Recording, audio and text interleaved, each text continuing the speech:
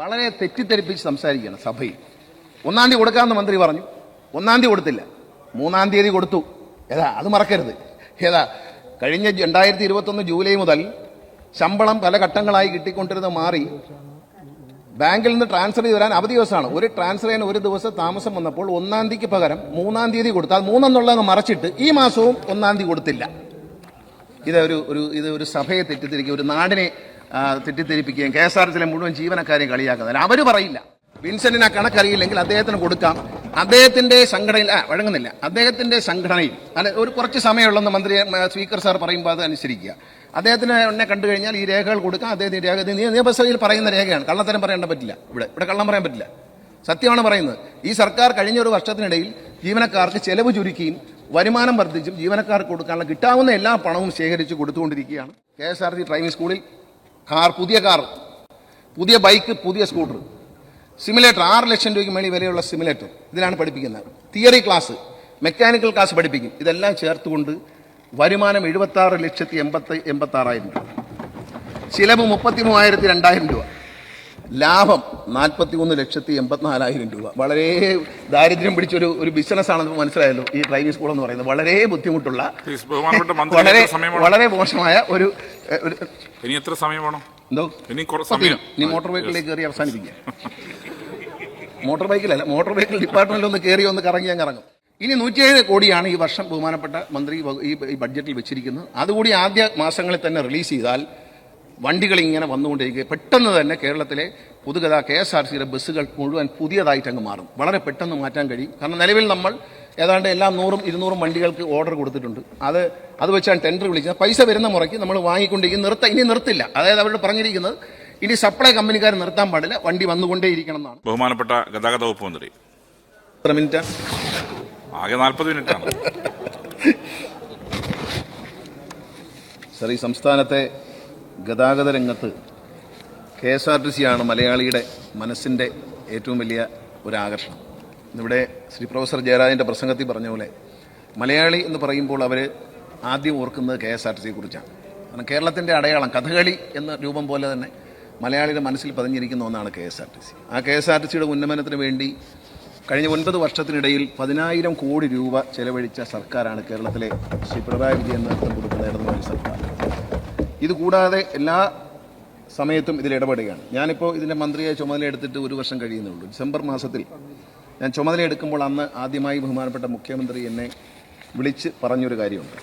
KSRTC ജീവനക്കാർക്ക് ഒറ്റ ഗഡുവായി ഒരുമിച്ച് 1-ാം തീയതി ശമ്പളം കൊടുക്കാനുള്ള നടപടിയെടുക്കണം. അതിനുള്ള എന്തെങ്കിലും ഒരു പദ്ധതി അടിയന്തരമായി തയ്യാറാക്കണമെന്ന് അദ്ദേഹം നിർദ്ദേശിച്ചു. അങ്ങനെ ഒരു പദ്ധതി തയ്യാറാക്കി അദ്ദേഹത്തിന് സമർപ്പിക്കുകയും അതിൻ്റെ അടിസ്ഥാനത്തിൽ KSRTCയുടെ ഒരു സഹോദര സ്ഥാപനമായി പ്രവർത്തിക്കുന്ന ഗതാഗത വകുപ്പിൽ തന്നെയുള്ള transport finance corporation KTDFC KSRTC നമ്മളൊരു ഒരു കൺസോർഷ്യം ലോണിൻ്റെ പ്രശ്നമുണ്ടായിരുന്നു.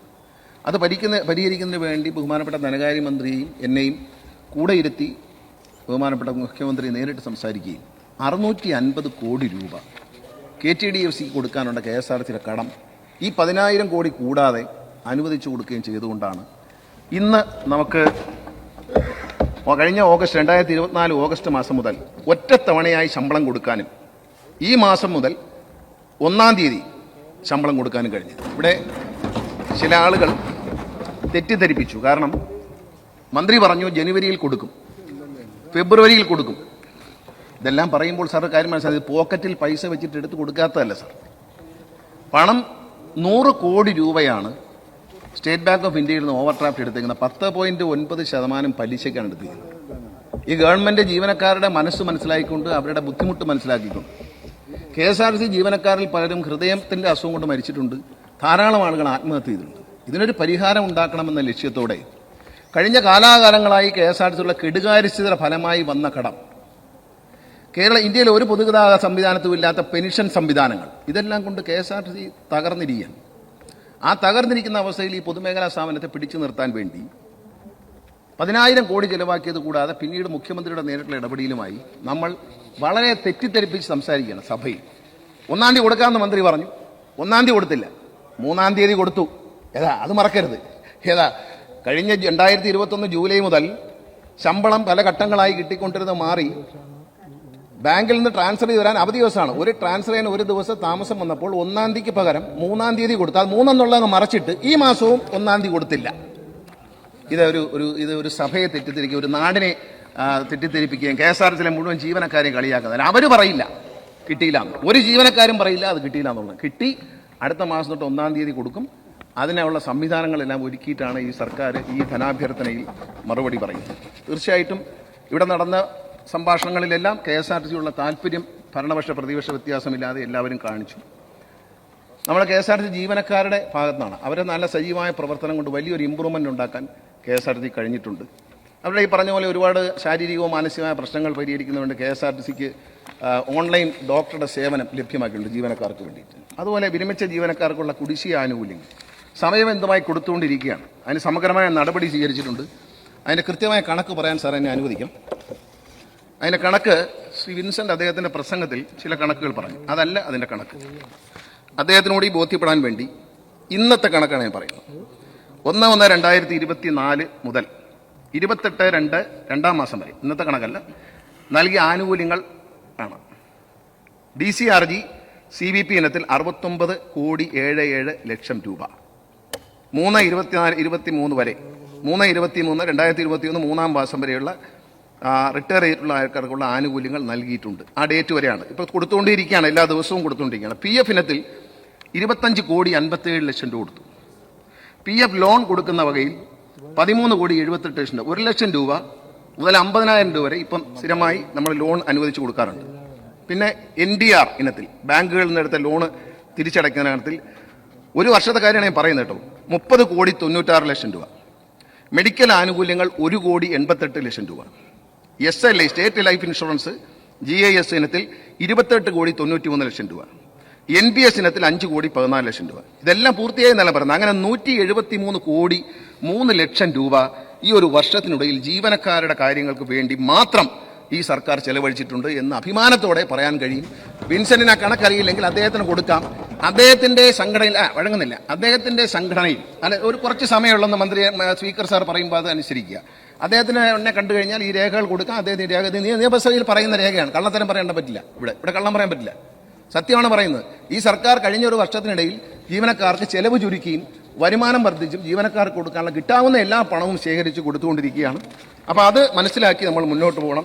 KSRTCയിലെ മദ്യവെച്ചുകൊണ്ട് വണ്ടി ഓടിക്കുക, അത് ഒരു മോശമായ കാര്യമാണ്. അത് തടഞ്ഞതിന് ശേഷം KSRTCയിൽ 37.77% ആക്സിഡന്റ് കുറഞ്ഞിട്ടുണ്ട് കേരള സംസ്ഥാനത്ത്. KSRTC വണ്ടി ഇടിച്ചുള്ള മരണവും ആക്സിഡന്റ് കുറഞ്ഞിട്ടുണ്ട്.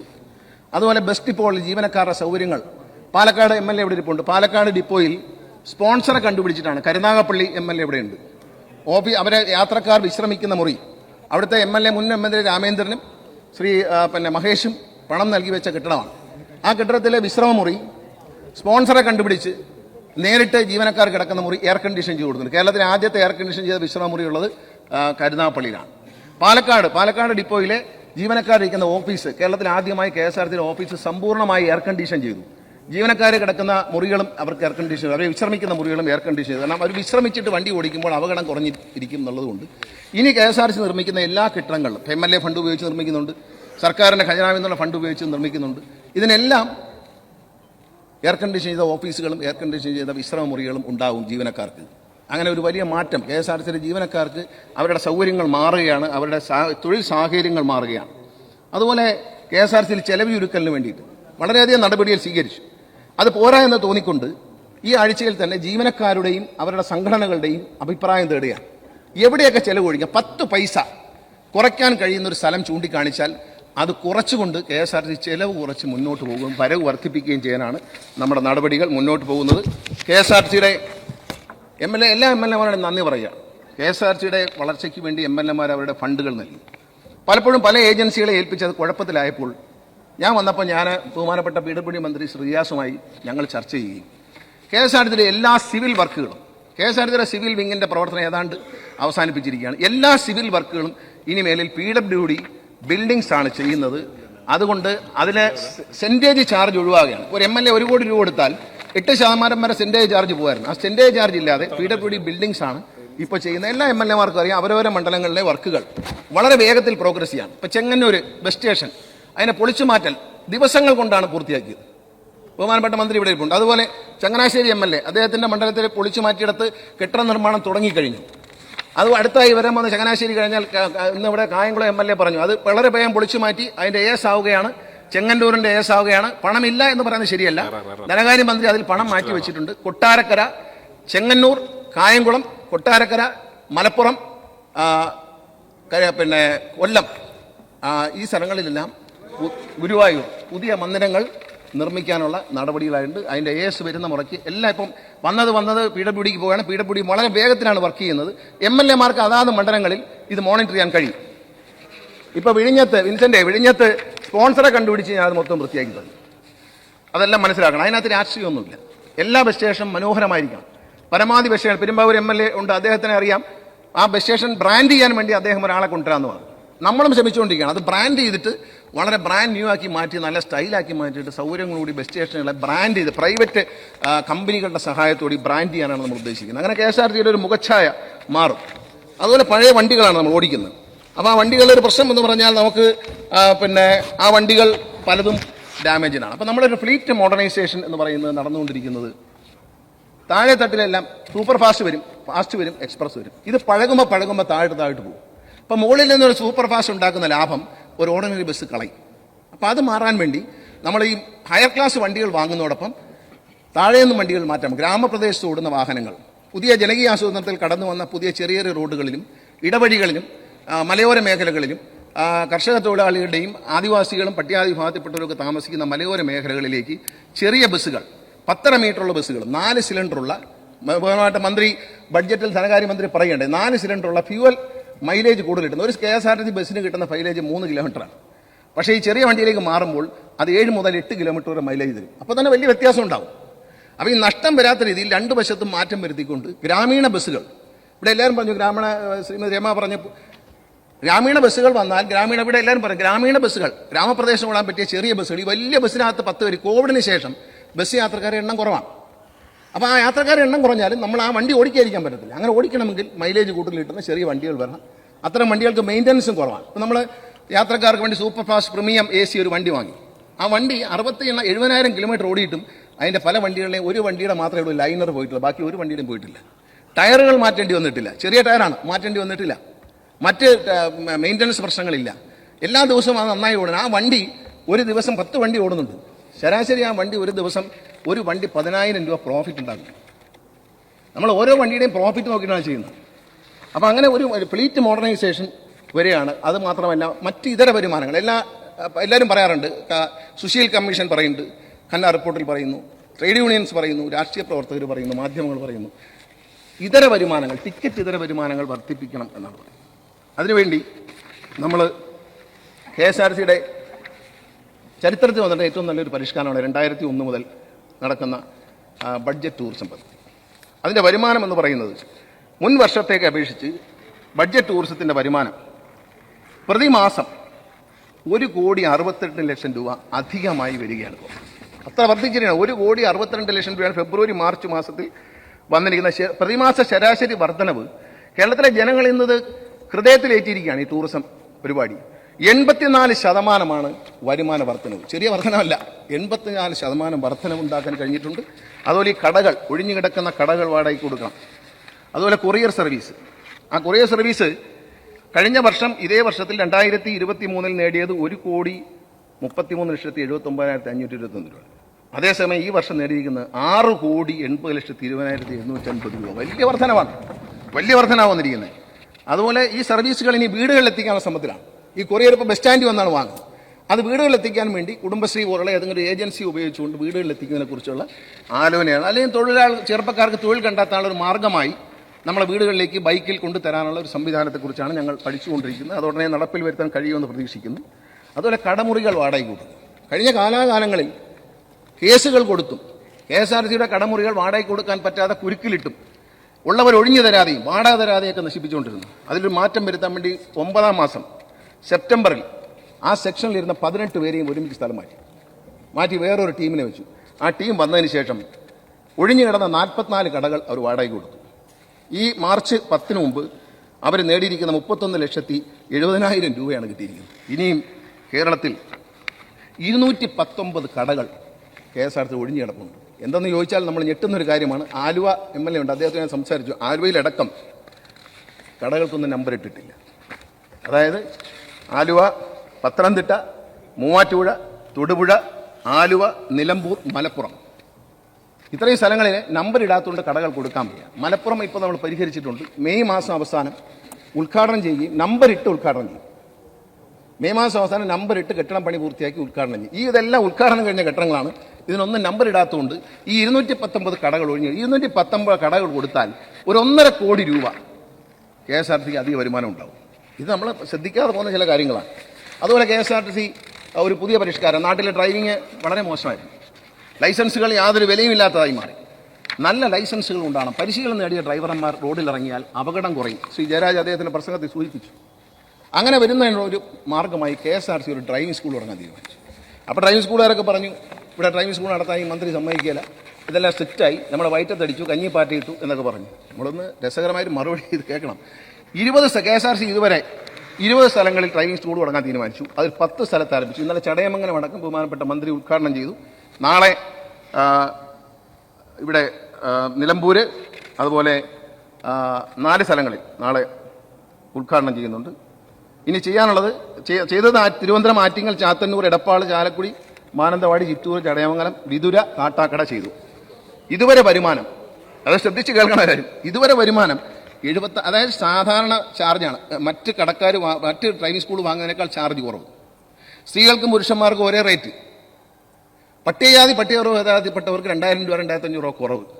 ഇതെല്ലാം വെച്ചിട്ട് KSRTC ഡ്രൈവിംഗ് സ്കൂളിൽ പുതിയ കാർ, പുതിയ ബൈക്ക്, പുതിയ സ്കൂട്ടർ, സിമുലേറ്റർ 6 ലക്ഷം രൂപയ്ക്ക് മേളിൽ വിലയുള്ള സിമുലേറ്റർ ഇതിലാണ് പഠിപ്പിക്കുന്നത്. തിയറി ക്ലാസ്, മെക്കാനിക്കൽ ക്ലാസ് പഠിപ്പിക്കും. ഇതെല്ലാം ചേർത്തുകൊണ്ട് വരുമാനം 76,86,000 രൂപ, ചിലവ് 33,200 രൂപ, ലാഭം 41,84,000 രൂപ. വളരെ ദാരിദ്ര്യം പിടിച്ചൊരു ബിസിനസ്സാണെന്ന് മനസ്സിലായല്ലോ ഈ ഡ്രൈവിംഗ് സ്കൂൾ എന്ന് പറയുന്നത്. വളരെ ബുദ്ധിമുട്ടുള്ള, വളരെ മോശമായ ഒരു. ഇനി എത്ര സമയം വേണം? എന്തോ ഇനി മോട്ടോർ വെഹിക്കിളിലേക്ക് കയറി അവസാനിപ്പിക്കുക. മോട്ടോർ വെഹിക്കിൾ ഡിപ്പാർട്ട്മെന്റിൽ ഒന്ന് കയറി ഒന്ന് കറങ്ങി അങ്ങ് ഇറങ്ങും. അപ്പോൾ നല്ല മേന്മയുള്ള ഡ്രൈവിംഗ് നടത്താൻ കഴിഞ്ഞു. അതുപോലെ ഞാൻ യാത്രക്കാർക്ക് വേണ്ടിയുള്ള കാര്യം കൂടി പറഞ്ഞത് KSRTC ചുരുക്കം. യാത്രക്കാർക്ക് ഏറെ പ്രിയങ്കരമായ മിന്നൽ സർവീസ്, ലോ ഫ്ലോർ ബസ്സുകൾ ഇതെല്ലാം റീഫർബിഷ് ചെയ്യുകയാണ്, പുതിയതാക്കുകയാണ്. പഴയ വണ്ടി പുതിയ വണ്ടി വാങ്ങാൻ വലിയ പൈസയില്ല. കഴിഞ്ഞ വർഷം 63 കോടി രൂപ തന്നു. അതിൻ്റെ വണ്ടികളെല്ലാം ഓർഡർ ചെയ്തു. ഏപ്രിൽ മാസത്തോടെ ഈ വണ്ടികൾ, ചെറിയ വണ്ടി, സൂപ്പർ ഫാസ്റ്റ് എല്ലാം, ഹയർ ക്ലാസ് സ്ലീപ്പർ ബസ് എല്ലാം ഏപ്രിൽ മാസത്തോടെ വന്നു തുടങ്ങും. നമ്മൾ ഓർഡർ എല്ലാം കൊടുത്തു. പണം ധനകാര്യ വകുപ്പ് തന്നിട്ടുണ്ട്. ഇനി 107 കോടിയാണ് ഈ വർഷം ബഹുമാനപ്പെട്ട മന്ത്രി ഈ ബഡ്ജറ്റിൽ വെച്ചിരിക്കുന്നത്. അതുകൂടി ആദ്യ മാസങ്ങളിൽ തന്നെ റിലീസ് ചെയ്താൽ വണ്ടികൾ ഇങ്ങനെ വന്നുകൊണ്ടിരിക്കുക. പെട്ടെന്ന് തന്നെ കേരളത്തിലെ KSRTCയുടെ ബസ്സുകൾ മുഴുവൻ പുതിയതായിട്ട് അങ്ങ് മാറും. വളരെ പെട്ടെന്ന് മാറ്റാൻ കഴിയും. കാരണം നിലവിൽ നമ്മൾ ഏതാണ്ട് എല്ലാം 100-200 വണ്ടികൾക്ക് ഓർഡർ കൊടുത്തിട്ടുണ്ട്. അത് വെച്ചാണ് ടെൻഡർ വിളിച്ചത്. പൈസ വരുന്ന മുറയ്ക്ക് നമ്മൾ വാങ്ങിക്കൊണ്ടിരിക്കും. ഇനി നിർത്തില്ല. അതായത് അവരോട് പറഞ്ഞിരിക്കുന്നത് ഇനി സപ്ലൈ കമ്പനിക്കാർ നിർത്താൻ പാടില്ല, വണ്ടി വന്നുകൊണ്ടേയിരിക്കണം എന്നാണ്. അതുപോലെ AC ലോ ഫ്ലോർ ബസ്സുകളും നന്നാക്കുകയാണ്. പിന്നെ മിന്നൽ സർവീസുകൾ, സൂപ്പർ ഡീലക്സ് ബസ്സുകൾ ഇതെല്ലാം നന്നാക്കുകയാണ്. വലിപ്പം കുറഞ്ഞ ഞാൻ പറഞ്ഞ പോലെ ഈ ബസ്സുകൾ വരും. അത് 8.5 മീറ്ററിൻ്റെ വണ്ടി വരും. അതുപോലെ 10 മീറ്ററിൻ്റെ വണ്ടി വരും. പിന്നെ സ്ലീപ്പർ ബസ്സുകൾ, സെമി സ്ലീപ്പർ ബസ്സുകൾ എല്ലാം എയർ കണ്ടീഷൻ വണ്ടികളാണ് വരുന്നത്. അതോടൊപ്പം തന്നെ പുതിയൊരു പരിഷ്കാരം കൊണ്ടുവരാൻ നമ്മൾ പ്ലാൻ ചെയ്യുന്നുണ്ട്. ഒരു പരീക്ഷണം നടക്കുകയാണ്. നിലവിലുള്ള KSRTC ബസ്സിനെ ഒരു പുതിയ എയർ കണ്ടീഷൻ സംവിധാനം പരീക്ഷിക്കുകയാണ്. ഹൈബ്രിഡ് AC എന്നൊരു സംവിധാനം. അതായത് വണ്ടിയുടെ കംപ്രസറിൽ നിന്ന് AC എടുക്കുമ്പോൾ പെട്രോളിന് മൈലേജ് കുറയും. ഇതങ്ങനെയല്ല, എഞ്ചിനിൽ നിന്ന് തന്നെ ഒരു പുതിയ ഓൾട്ടർനേറ്റർ വെച്ച് വൈദ്യുതി ഉൽപ്പാദിപ്പിക്കുകയാണ്. ഈ വൈദ്യുതി ഉപയോഗിച്ച് വർക്ക് ചെയ്യുന്ന ഒരു AC പ്രവർത്തിപ്പിക്കുന്ന ഒരു സംവിധാനം 10 ദിവസത്തിനുള്ളിൽ ആദ്യത്തെ വണ്ടി പണിത് കിട്ടും. അത് നമുക്ക് വലിയ പൈസയൊന്നും ആവുന്നില്ല. പക്ഷേ ആ പണം കൊണ്ട് അത് വന്നു കഴിയുമ്പോൾ ആ സൂപ്പർ ഫാസ്റ്റുകൾ അത് വിജയിച്ചാൽ ഒരു 10-40 സൂപ്പർ ഫാസ്റ്റ് സാധാരണക്കാർ ഉപയോഗിക്കുന്ന വണ്ടികൾ മുഴുവൻ എയർ കണ്ടീഷൻ ചെയ്യാൻ പറ്റും. അത് നമ്മുടെ ഒരു ടിക്കറ്റിൽ എറണാകുളം വരെ പോകുമ്പോൾ 25 രൂപ വർധന വരും. അത്രയേ ഉള്ളൂ. അതിന് മുമ്പാണെങ്കിൽ കുറഞ്ഞു വരും. എറണാകുളം വരെ പോകുമ്പോൾ ഒരു കണക്ക് 25 രൂപ വർധന. AC-യും നോൺ AC തമ്മിലുള്ള വ്യത്യാസത്തിന് വേണ്ടി മാത്രം. പക്ഷേ മറ്റ് AC വണ്ടികളുടെ ചാർജിലേക്ക് ഇത് വരില്ല. പക്ഷേ എന്താണെന്ന് വെച്ചാൽ കൂടുതൽ യാത്രക്കാരെ ആകർഷിക്കാം. കേരളത്തിലെ പൊതുഗതാഗതം ഈ മാറുന്ന കാലാവസ്ഥയിൽ, ഈ ചൂടും സഹിക്കാൻ വയ്യാത്ത ചൂടിനിടയിൽ പൊടിയും ചൂടും എല്ലാം വരുന്ന സമയത്ത് AC-യിലേക്ക് മാറുന്നതോടുകൂടി KSRTC-യിലേക്കുള്ള വലിയ പൊതുഗതാഗതത്തെ ആശ്രയിക്കുന്നവരുടെ എണ്ണം വർദ്ധിക്കുകയും കോവിഡ് കാലത്ത് സ്വന്തമായി വണ്ടി വാങ്ങിച്ചു പോയവരെല്ലാം ഇതിലേക്ക് തിരിച്ചു കൊണ്ടുവരാനും കഴിയും എന്നാണ് നമ്മൾ പ്രതീക്ഷിക്കുന്നത്. അതിനുവേണ്ടിയാണ് അത്തരത്തിലൊരു കാര്യം ചെയ്യുന്നത്. അതുപോലെ യാത്രക്കാർ പോകുന്ന വഴിക്കുള്ള ഹോട്ടലുകൾ 48 ഹോട്ടലുകൾ ഐഡന്റിഫൈ ചെയ്തു കേരളത്തിനകത്ത്, 3 ഹോട്ടലുകൾ കേരളത്തിന് പുറത്ത്. നല്ല ഭക്ഷണം, അവിടെ സ്ത്രീകൾക്കും കുട്ടികൾക്കും പുരുഷന്മാർക്കും എല്ലാം ആവശ്യമായ ടോയ്ലറ്റുകൾ, വണ്ടി പാർക്ക് ചെയ്യാനുള്ള സൗകര്യങ്ങൾ, ന്യായവില, ഇതെല്ലാം കണക്കാക്കിക്കൊണ്ട് നമ്മൾ ഹോട്ടലുകൾ ഏർപ്പെടുത്തി. ആദ്യമൊക്കെ പലരും വിമർശിച്ചെങ്കിലും മാധ്യമങ്ങൾ പോലും അവസാനം അതിനോട് അനുകൂലിക്കുകയും അതൊരു വിജയകരമായ പദ്ധതിയായി. അതുകൊണ്ട് യാത്രക്കാരെ എണ്ണം കൂടിയിട്ടുണ്ട് KSRTC-യിൽ. അതുപോലെ ഓൺലൈൻ റിസർവേഷൻ വരുന്നു, ആൻഡ്രോയിഡ് ടിക്കറ്റ് മെഷീൻ വരികയാണ്. അപ്പോൾ ബസ് വരുന്നത് അറിയാൻ പറ്റും. അടുത്ത 10 മിനിറ്റിനുള്ളിൽ ഞാൻ നിൽക്കുന്ന സ്റ്റോപ്പിലേക്ക് ബസ് വരും. അതിൽ സീറ്റുണ്ടോ, അതിൽ നിന്നാണോ വരുന്നത് എന്നറിയാൻ പറ്റും. അതോടൊപ്പം തന്നെ ലൈവ് ബുക്കിംഗ്. ഇപ്പോൾ കോട്ടയത്ത് നിന്ന് ഒരു ബസ് പുറപ്പെട്ടാൽ പിന്നെ ആ ബസ്സിൽ ബുക്ക് ചെയ്യാൻ പറ്റത്തില്ല. അപ്പോൾ എന്ത് അവിടെ കാത്തു നിന്ന് കയറാനേ പറ്റും. ഇപ്പോൾ അങ്ങനെയല്ല. ഇനി വരാൻ പോകുന്നത് കോട്ടയത്ത് ബസ് ബുക്ക് ചെയ്ത് കൊട്ടാരക്കരയ്ക്കാണ് വരുന്നതെങ്കിൽ കൊട്ടാരക്കര എത്തുന്നതിന് മുമ്പ് ആ വണ്ടിയിൽ ബുക്ക് ചെയ്യാൻ പറ്റും. ലൈവായിട്ട് ബുക്ക് ചെയ്യാം. റെയിൽവേയുടെ ആപ്പ് പോലെ മറ്റ് ചെറുപ്പക്കാർ പലരും കോളേജ് കുട്ടികളെല്ലാം നേരത്തെ ഇരുന്ന CMD ആയിട്ട് സംസാരിച്ച് ചില ആപ്പുകൾ ഡെവലപ്പ് ചെയ്തുകൊണ്ട് അത് നമ്മൾ സ്വീകരിക്കുക. അതിൽ കൊള്ളാവുന്ന ആപ്പുകൾ സ്വീകരിച്ചുകൊണ്ട് അതിലൂടെ എല്ലാം റിസർവേഷൻ എടുക്കാനും അതിലെല്ലാം വണ്ടിയുടെ ഇൻഫർമേഷൻ കൊടുക്കാനും നമ്മൾ തീരുമാനിച്ചിട്ടുണ്ട്. തിരുവനന്തപുരം ജില്ലയിൽ ഇത് പൂർത്തിയായിട്ടുണ്ട്. ഏതാനും ദിവസങ്ങൾക്കുള്ളിൽ അത് ഉപയോഗയോഗ്യമായി ജനങ്ങൾക്ക് അവരുടെ മൊബൈൽ ഫോണുകളിൽ ഈ ആപ്പ് ലഭ്യമാക്കുന്നതായിരിക്കും. അതുപോലെ വെഹിക്കിൾ ഡിപ്പാർട്ട്മെന്റിലേക്ക് ഇത്രയും കാര്യങ്ങളാണ്. പിന്നെ മോട്ടോർ വെഹിക്കിൾ ഡിപ്പാർട്ട്മെന്റിൽ KSRTC കുറിച്ച് പറഞ്ഞു.